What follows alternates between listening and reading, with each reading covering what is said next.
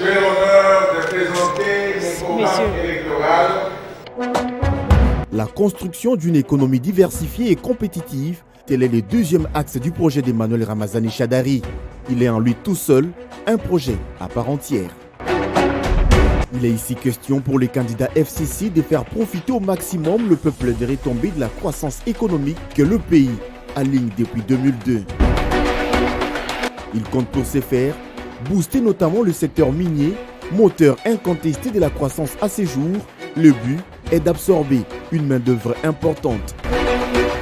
C'est l'un des défis majeurs de son quinquennat.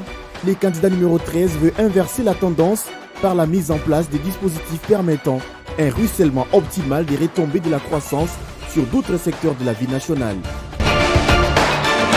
Mais comment parvenir à cette diversification de l'économie?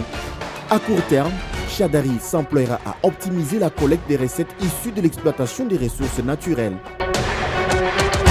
Il sera question de tirer le maximum des rentes possibles afin d'augmenter substantiellement la part du budget alloué aux secteurs sociaux tels que l'éducation et la santé.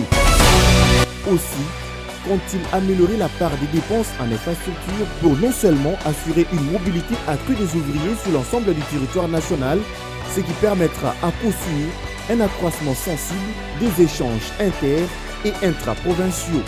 Pour accélérer la croissance, un des 6 volets de l'axe diversification de l'économie, Emmanuel Ramazani Shadary veut réviser la loi sur le fonctionnement de la Banque centrale du Congo et moderniser les systèmes financiers nationaux afin de renforcer les instruments monétaires et financiers des stabilisations macroéconomiques. Il compte également créer des zones économiques spéciales et mettre en place une politique de développement industriel sur base des filières cibles. Une de ces filières cibles, c'est justement l'agriculture et l'agro-industrie qu'il faut à tout prix soutenir et développer en vue de l'autonomie alimentaire et une baisse drastique des importations estimée à ces jours à 90%. Dans cette perspective, les candidats Shadary comptent réhabiliter les principales routes de desserte agricole reliant les centres de surproduction et les grands centres de consommation.